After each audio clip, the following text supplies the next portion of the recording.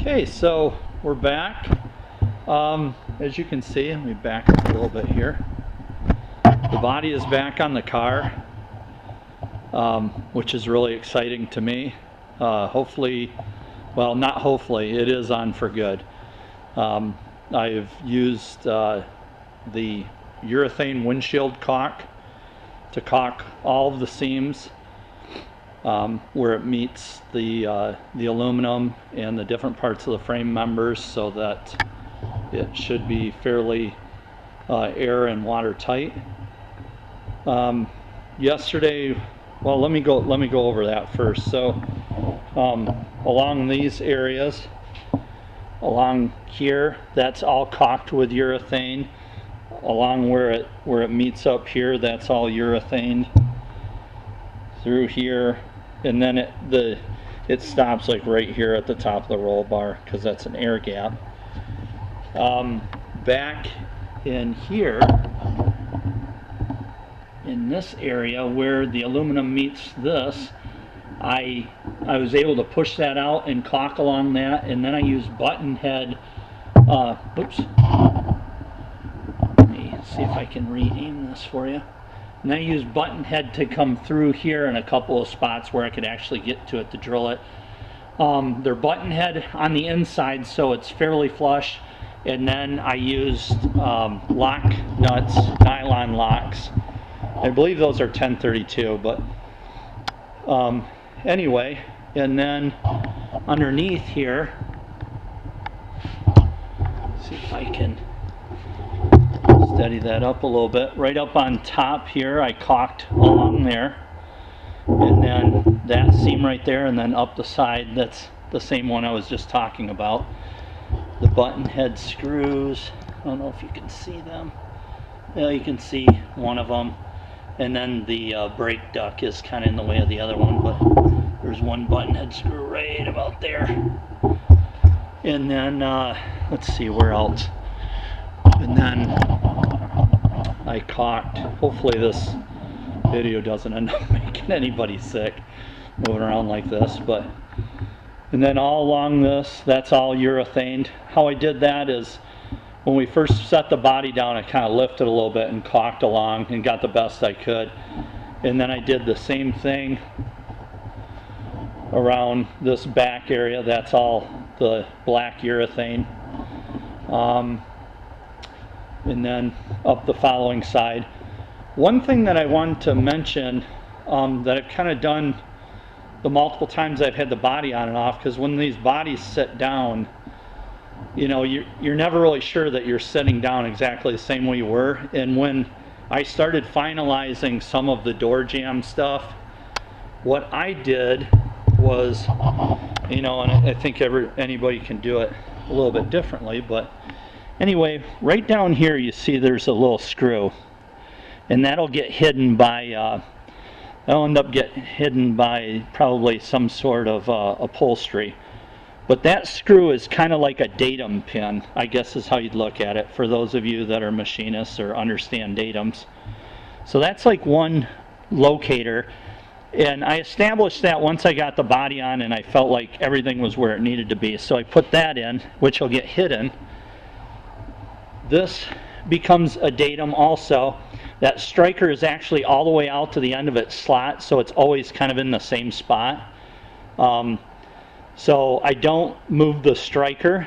And one thing that you guys have probably heard different forum members say is, get the frames of these doors so that they're closing right, and then you kind of adjust the skin of the body so that it is aligned properly.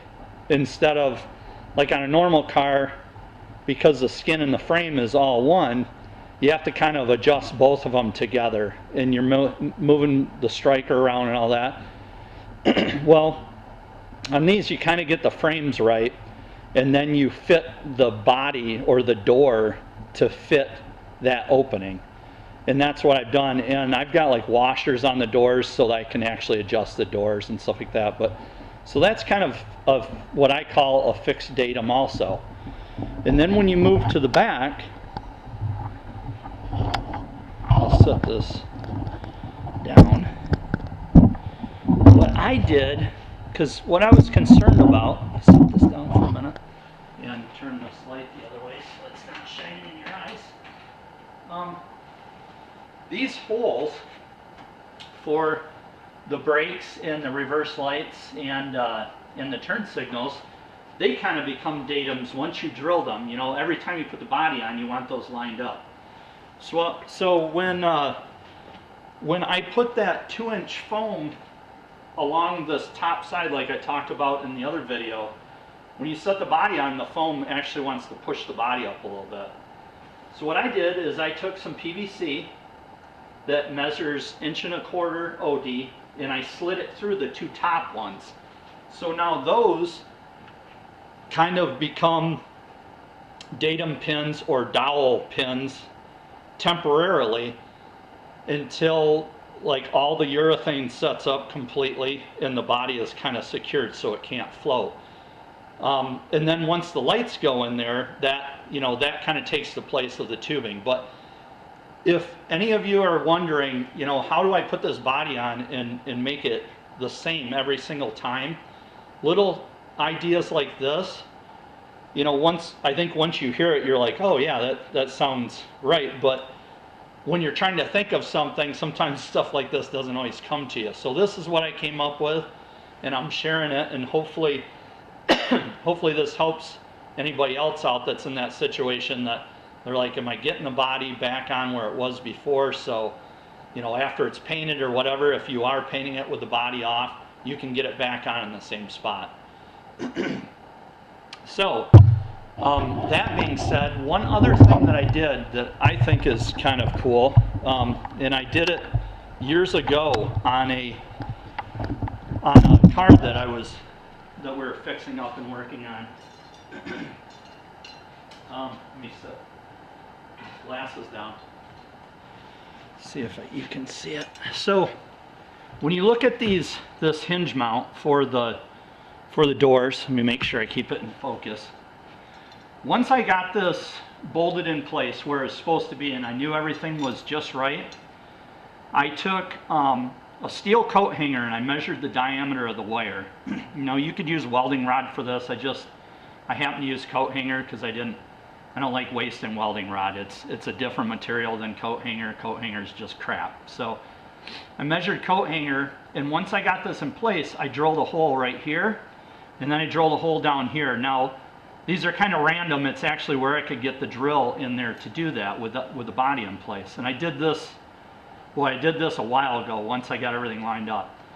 So with these holes in there, when you take the body on and off and you want to get this right back in the same spot, you simply start to bolt it in place, and you just take a couple pieces of your coat hanger wire and you slide through these 2 holes, and that perfectly aligns you. Every single time you take this on and off, you can put the frame right back where it was instead of, you know, going through all the work of trying to adjust this every time.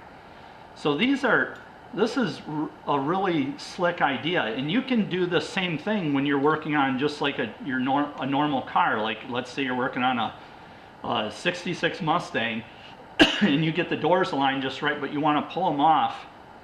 You want to pull them off to paint the car. Well, you can poke 2 little holes in spots where you're never going to see it, and then when you're putting the doors back on, if you're pulling the hinges with it or whatever, you can use those 2 little, and boom, you're lined right back up again. So this worked really slick, and I just wanted to share that idea because I love it when people share these kind of ideas with me. It just makes life so much easier. So that's the other. So basically, got the body back on. It's for good. I didn't put the bolts in the bottom of the body yet. They're lined up, but they don't need to be in because I need the sand through there and everything. The other thing that I'm doing, which works out pretty good in my case, is I'm using, these will be Allen head, and they're kind of, they're somewhat of a flush mount. They have a little bit of a convex head to them, but you can see I countersunk them. There'll be one here and one here just to hold the body a little bit better, but it's urethane caulk, so I mean, when that stuff sets up, it's pretty much where it is. It's pretty good stuff, like I mentioned before. The other thing that I did yesterday because I was waiting for, you know, the urethane to set up and I didn't want to lean over the car and drag my arm through it or whatever. I started working again on my dash parts because I had, you know, I had time I needed to start forming the foam. So I don't know if I covered this in a video or I'm sure I talked about it on the forum, but when I built these, this is sheet aluminum. Let me back up a little bit. So this is the thin aluminum like what's in the rest of the car. I believe this is like 1 millimeter, 40 thousandths. And then this is aluminum tubing. And I'm using that for a bead. I glued these pieces together. I was going to TIG weld them, but I was concerned that any warping, it just was easier for me to, while I was building them, I was kind of building them in place. It was easier to glue it. And I believe I used 3M metal welder on it. But anyway, so I end up with, you know, my sheet. Let's see if you can see that. So here's your sheet and there's the bead, and I had to create this taper. So I had this, this is actually spray foam like what they use in houses. This is closed cell, even though you see some air bubbles here. So I had that sprayed and it was all built up, and I had to cut it down with a knife and sand it. So now it's smooth. I mean, there's still some cavities. I don't think it's going to matter. I think they can wrap this with leather and not have that be a problem. If it is, we can fill it with something. And then the holes that you see along the perimeter, see if you can see what I'm talking about. Yeah. So the holes along the perimeter, I'm going to use Phillips head screw again, but these have kind of a special washer on them. And if you guys are familiar with old cars, those washers, they kind of come up and then they cup back in to match the underside of the head, which is tapered, and then it creates like almost like a nice little bezel around it. So this will be wrapped in leather and then have those that go through it, and that will be along this area. And then in the bottom down here, that's clear underneath. You can use just about whatever because nobody's going to see those. And this part of it actually attaches to that bottom 2x2 square tubing that's like where your steering is mounted to. That mounts to that. So I just wanted to show you this. I got them shaped pretty good. You know, there's spots where I was sanding and the foam kind of picked loose, but I think once I'll talk with the upholstery guy, I think once the leather's wrapped on there, you won't be able to, you know, all of that will be covered up. So, so that was that. The other thing that I did, let me raise this up. Raise my tripod up in there so everybody can see here. Sorry, this is okay.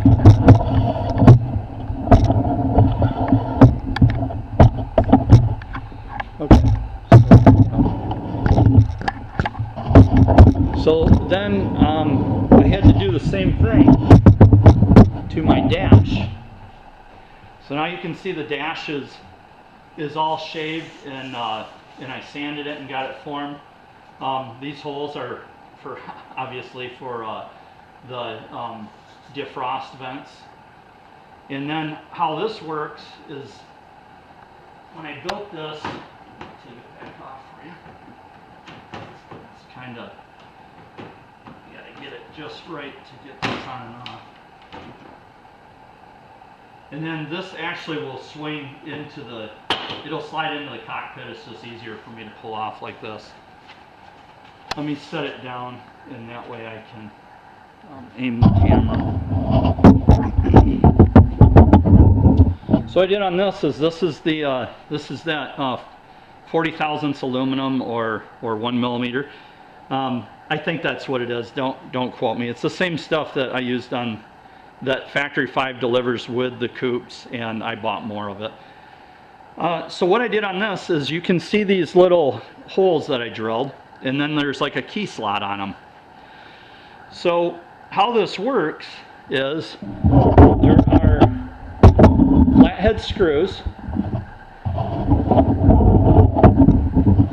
and there's So what I did is, these are like pedestal nuts. They're like extended height nuts. And I welded those on the back side of the new dash bar that I put in this years ago.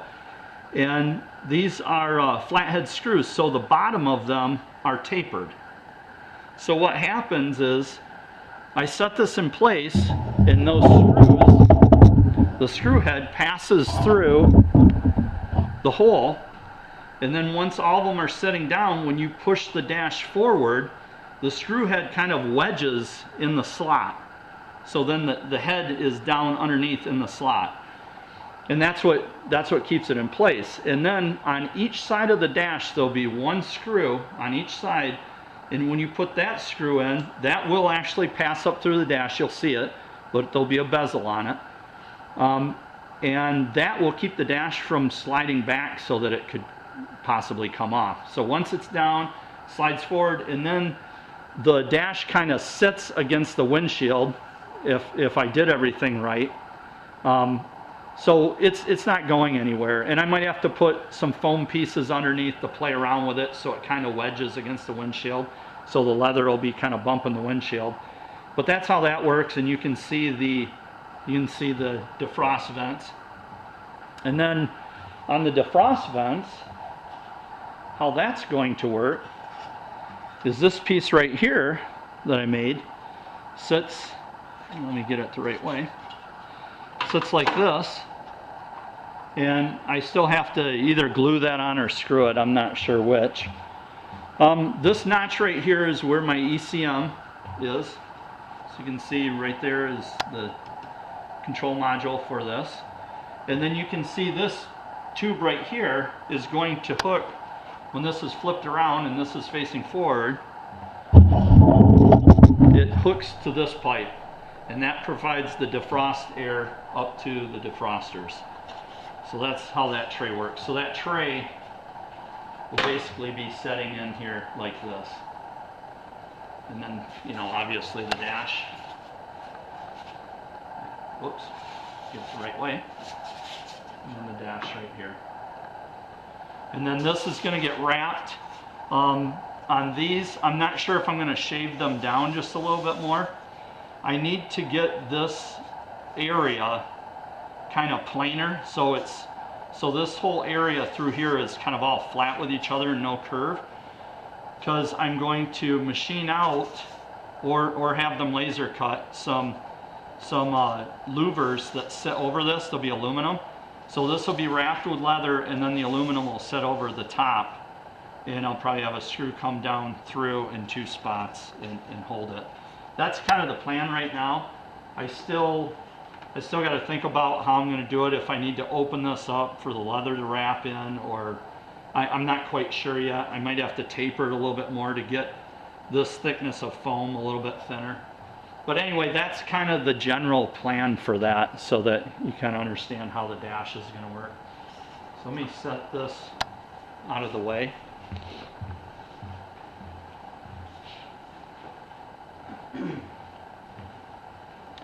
So one other thing that I wanted to talk about before the video is done.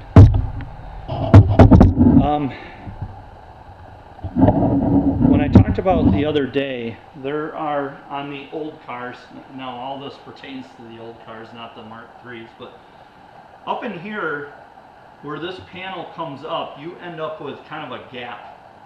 So if you're looking at it through the wheel well, you can see up into the car, and that gap has to be sealed. So what I ended up doing, and what I talked about, was I used some 2-inch foam, the same stuff that I used on the very back of the car and up on the front cowl, and I was able to stick that in a spot where it would expand and seal that off. I can try to show you guys that. Let me shrink all this back down again.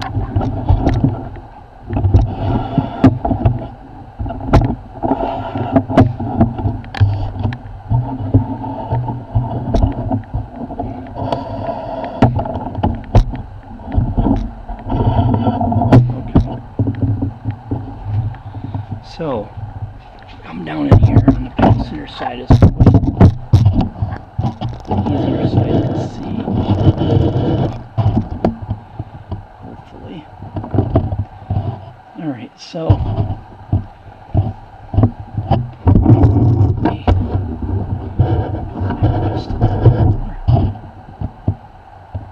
alright, so you should be able to see it. Right up in here is that 2-inch foam.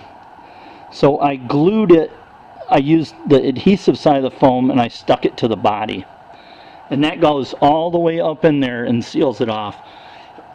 Excuse me. There's no good way to really show that in this video because I just can't get the camera at the right angle. But anyway, it seals that off. And then what I can do, once I feel like the foam is completely expanded, I will also caulk where the foam hits this panel and where it hits the body. So there's no way that foam could ever slide. It's sealed off good. And this foam is the same stuff. Like I said, it comes, something real similar comes in the kit. And you can get this foam from McMaster Car, and it's AST foam by M-Seal. And typically what they use it for is the end of tin roofs. They put it under the steel and it expands up into the corrugations of the steel roof. And then also you can see on this side where I caulked along this seam, you can see one of the bolts to hold this panel to here. But all that's caulked and all sealed up now. So I just wanted to give you an update. I apologize for the video kind of jumping around. I know it's probably makes you a little seasick watching it, but but anyway, super excited. So now basically I got to start the body work. So I should be able to, you know, tape all this off and seal off the inside of the car. When you come around to here, you can see now that I have this lip that I can tape off completely. I can tape it off inside right back here to seal off the quarter window. It just gives me a really nice transition spot to tape everything off, which should work really good for sealing it off. And then obviously the windshield's pretty easy to seal off. I'll do a walk around real quick for people that haven't seen kind of the whole car in a while.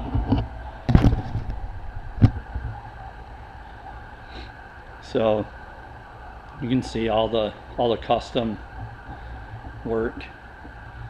The brake reservoirs, those I designed those and custom made them. These caps are actually from CNC brake company, which these things are cheap. It didn't make sense to make these. I made this to kind of match up what the plastic ones were because I had problems with the plastic ones. You can see the supercharger along with the intake. I designed and machined that supercharger intake for this 302. The headers, I actually built these headers. They're stainless steel. Started out with a bunch of 90-degree mandrel bends. You can see the intercooler radiator or heat exchanger. Come around.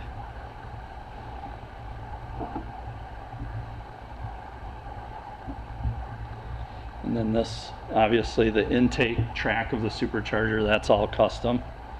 I built all that.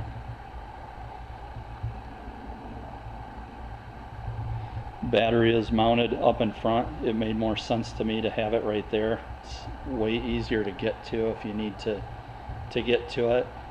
And I know the Mark IIs, these things were a little rear heavy, so to get it a little bit more balanced out, it made sense to me to put that there.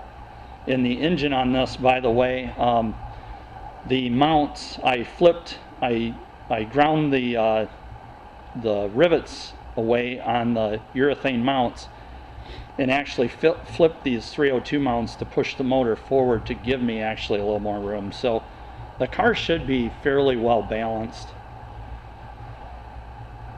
So, and then back a shot back inside the car. that's about it.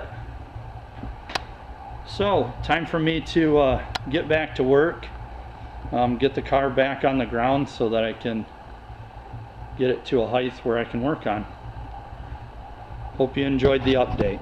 Talk to you later.